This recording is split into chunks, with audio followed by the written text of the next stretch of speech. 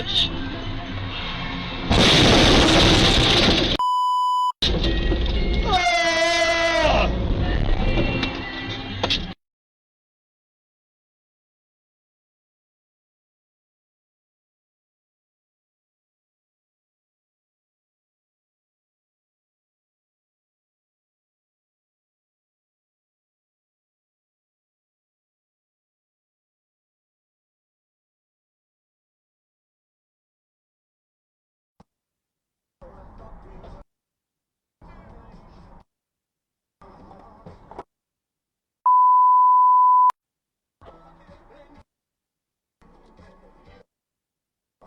Insurance scams in the UK are on the rise at the moment, but you can avoid it quite easily if you just get yourself one of these bad boys.